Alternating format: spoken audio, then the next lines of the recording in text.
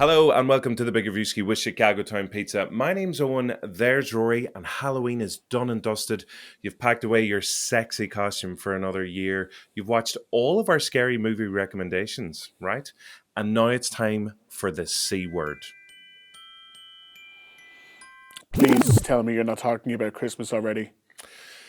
No, C obviously stands for class competitions. And thanks to our pizza loving pals over at Chicago Town Pizza, we have got a €200 one for all voucher to give away to one lucky Big Reviewski fan this week. And it's going to be perfect for buying your loved ones and your family and friends some gifts for this Christmas. I can't say the word yet. So just head over to Joe.ie and you could be in with a chance of winning that competition. Now, coming up on today's show, we have got Hollywood royalty Kristen Stewart to talk about her brand new film, Spencer. But before all that, Rory, we're talking about murder. Why are we talking about murder? Well, it's something that just comes up naturally whenever the two of us have any kind of conversation anyway.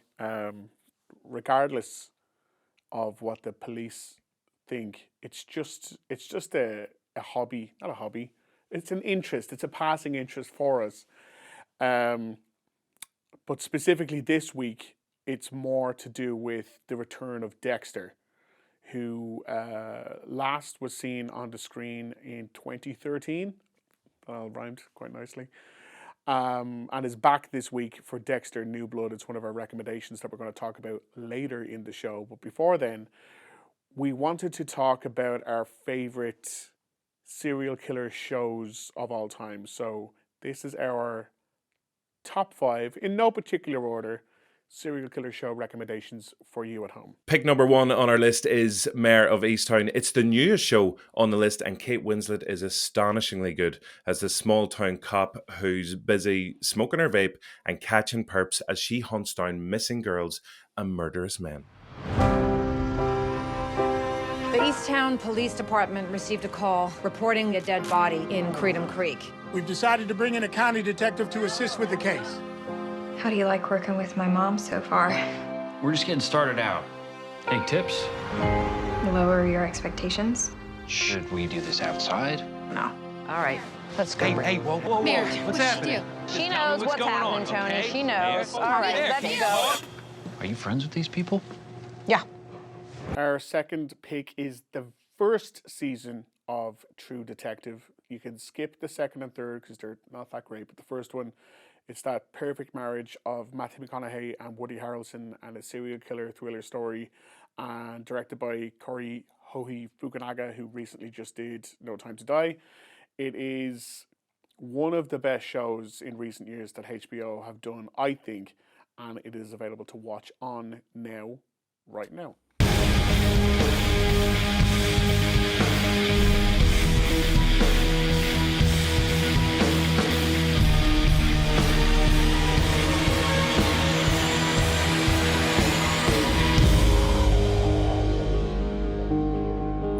Now, before he was incredibly famous all over the world as a global sexy superstar, Jamie Dornan hit the big time with his amazing performance in The Fall opposite Gillian Anderson.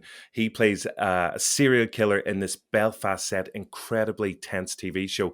Keep an eye out for a young Aisling B in one of her first roles as well. And isn't it lovely to have a change about a show from the north instead of it being about bombing and sectarianism, and just pick a horrible serial killer as well. So things are on the up. Our next pick is Hannibal, which also happens to star Gillian Anderson. So she's got a bit of a through line because she also was chasing serial killers in the X-Files. But in this, she is the therapist for none other than Hannibal Lecter himself, who's played by Mads Mikkelsen, who has a interesting, complicated relationship with Hugh Dancy's character, who happens to be a guy who happens to be chasing down a serial killer who has a taste for human flesh.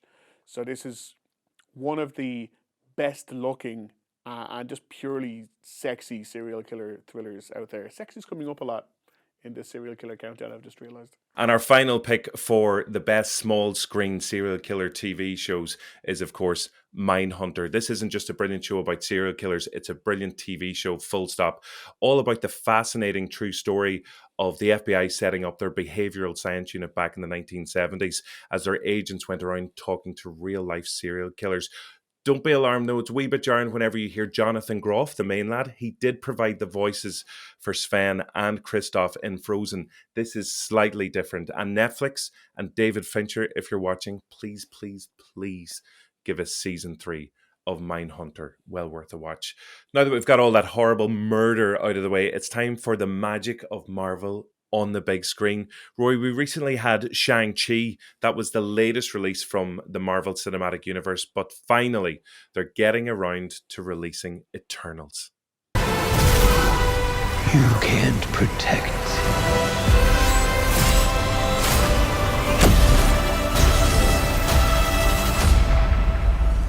any of them.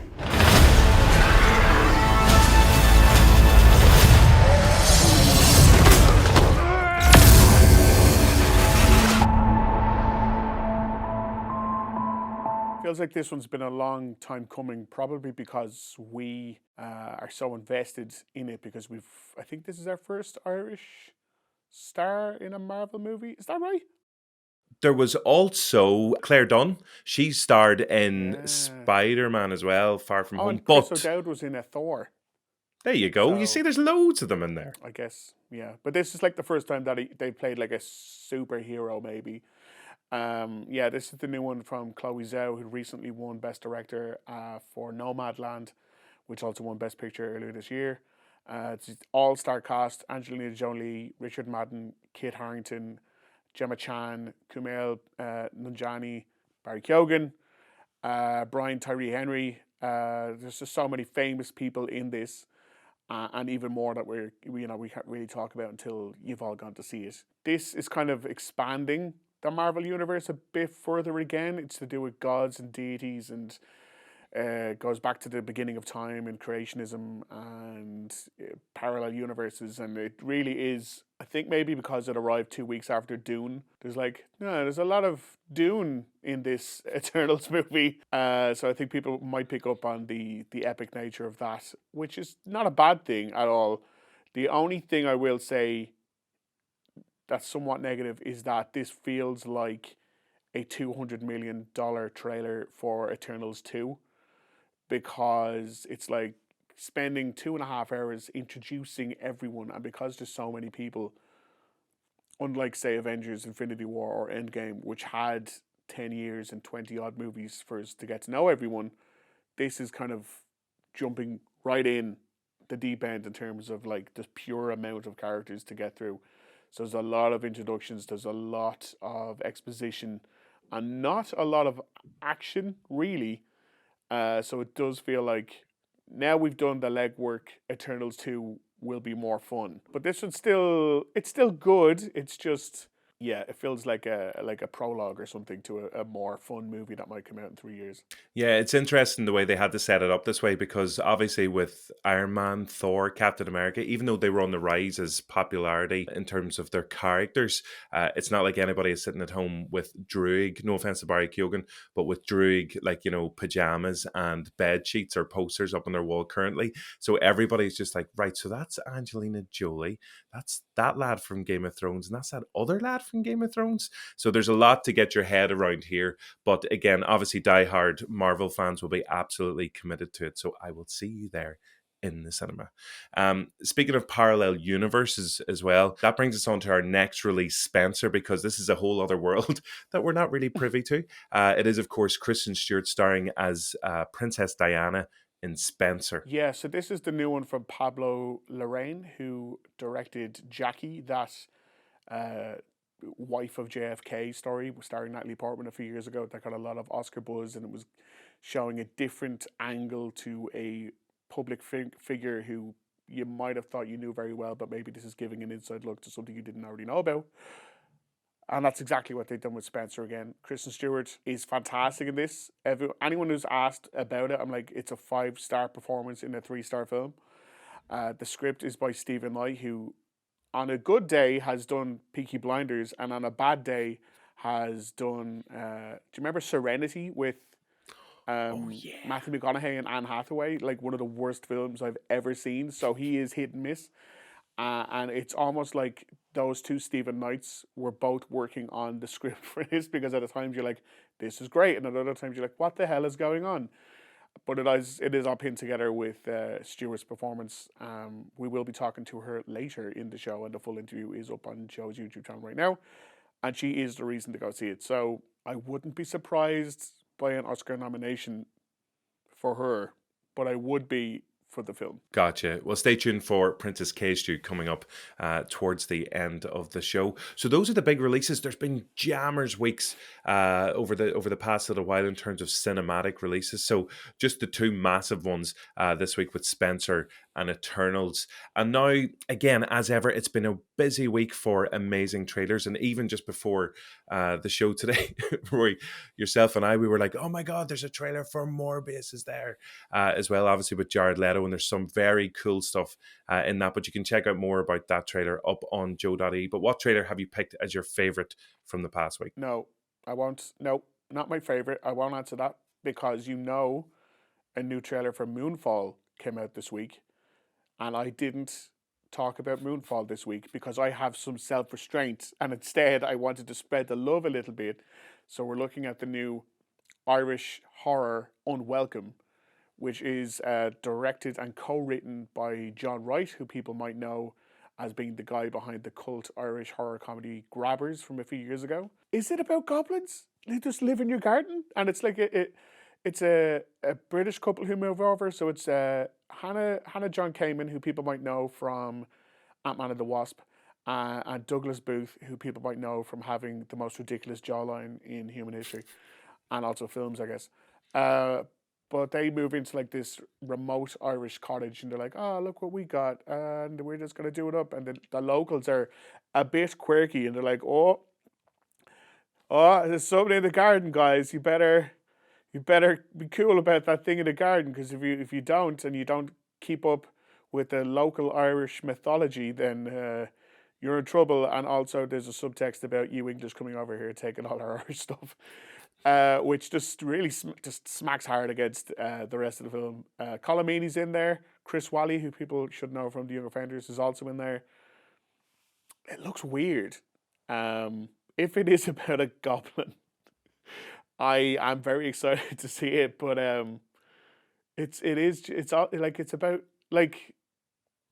a goblin. I thought we were past that.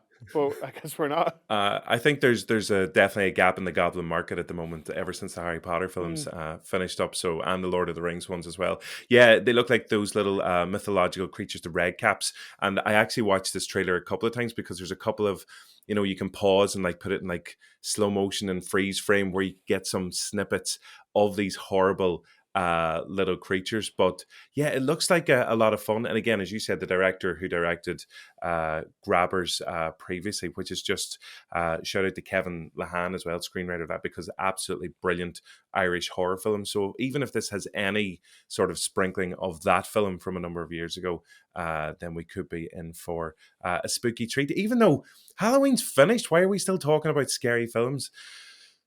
But anyway, so here's a little sneak peek at Unwelcome. Hello?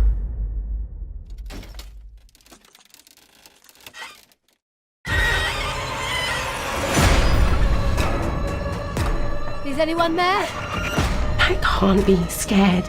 Not in my own house. Don't leave your missus alone with the lads.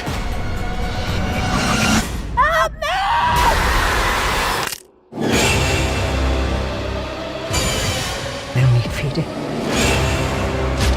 Fire! Every day. Every day. Every day. Every day. Every day. Every day. We just came here for some peace.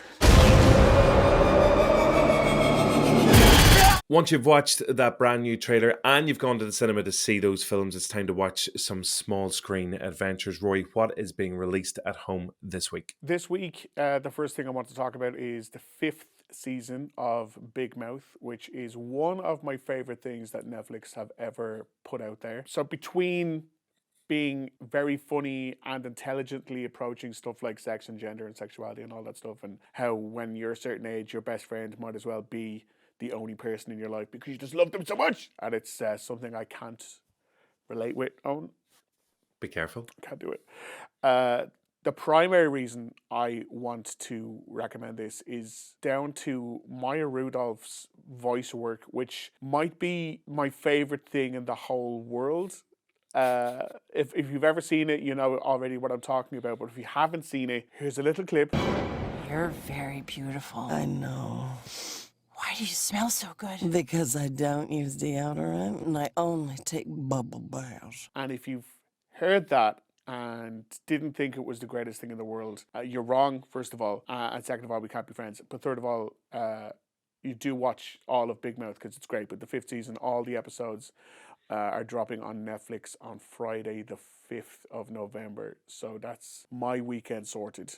For sure. I have a dilemma for you. If someone came to you and said, like one of the Eternals, you know, because they obviously control everything and all over the shop, if they said to you, you can only have one of these things for the rest of your life, and it's like, you know, it's a VHS copy and player of Aliens or that snippet of Maya Rudolph saying that line, you know, what are you going to pick? Seeing as they're both your favorite things in the entire world, supposedly. Yeah, that's tough.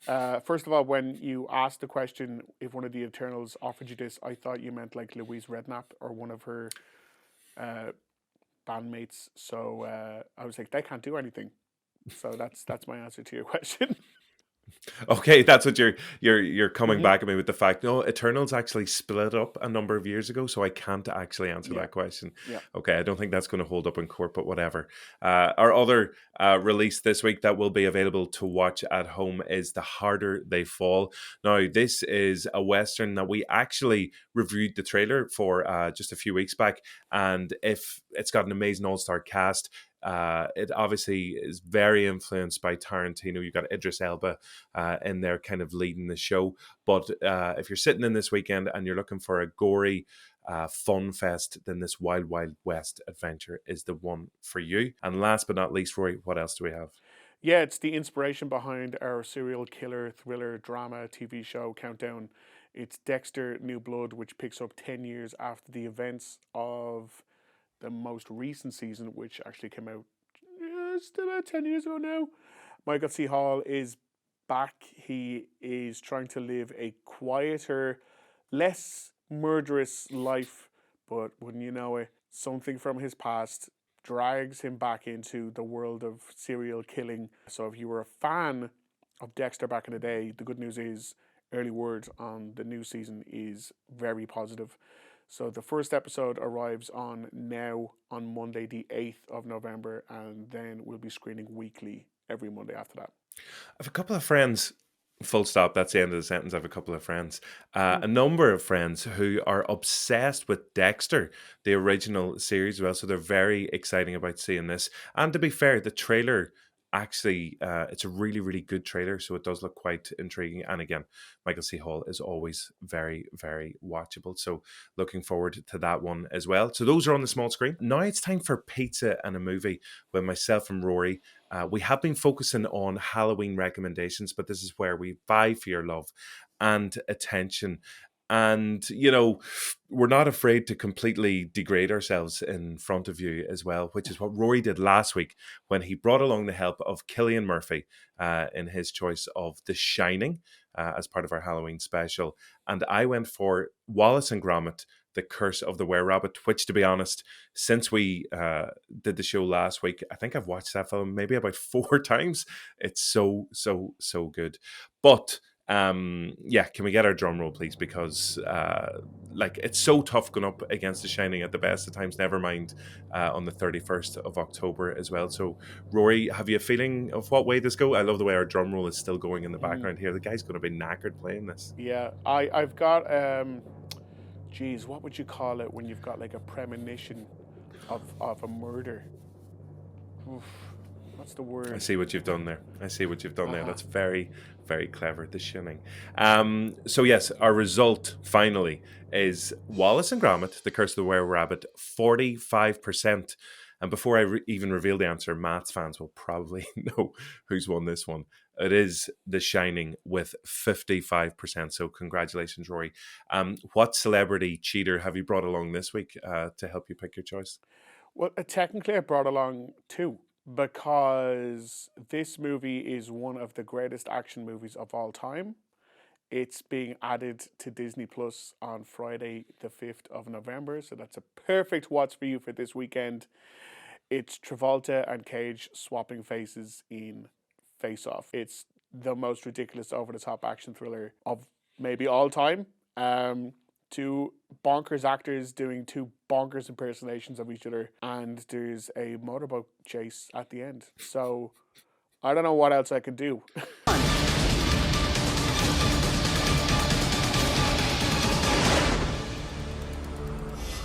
Plan B. Let's just kill each other.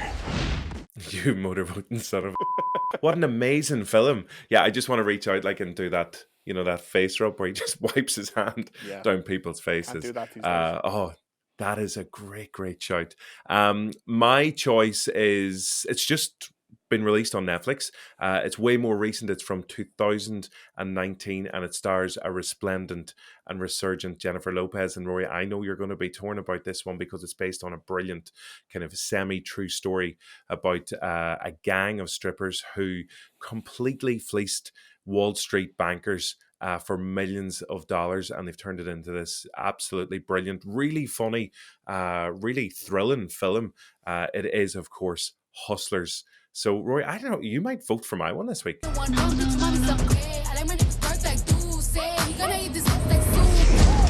So the guy went back 3 more times. Guess he must have liked it. Hammer time. I was born to flex. Diamonds on my neck. I like boarding jets. I like more than sex. But nothing in this world. And I like more than checks. This is the most annoyed I've ever been.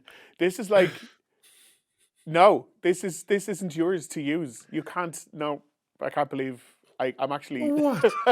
You picked Face Off. That's fine. Is like that's a fine choice. Some Me picking awful what? plain shirt to wear. It's just I wouldn't do that to you because I know that's your thing. I actually like this shirt. I only have about 5 of them anyway. I just cycle through them every single week. But yeah, so Rory has gone for Face Off. I've gone for my choice and my choice only, which is Hustlers. I know which will be getting my vote this week. So that's it for Pizza in a Movie. So whenever you are sitting down with your Chicago Town pizza, you can watch one or both of those films. As I said, we're not going to come to your house and stop you from watching both of them. That would be an amazing double bill, actually. My God. Yeah, that would be incredible. So yeah, that's Pizza in a Movie for this week. And that's pretty much a wrap on this week's show. Now, we do have a very special guest next week. It's Barry Eoghan, and it's worth tuning in for that alone because Rory, your jumper and Barry's jumper game are both on point, and I don't even know what on point really means, but it feels like the right kind of thing to say. But before we get to all of that next week, who is our big star bye-bye from this week? That's what we're calling it, our big star bye-bye. Oh, no, I like that. We should have had that from like week 1. Big star bye-bye.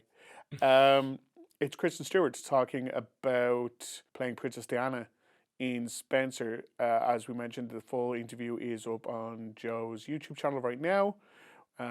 She talks a lot about some very different, interesting aspects to making the film, including a weird comparison to Bella Swan from Twilight.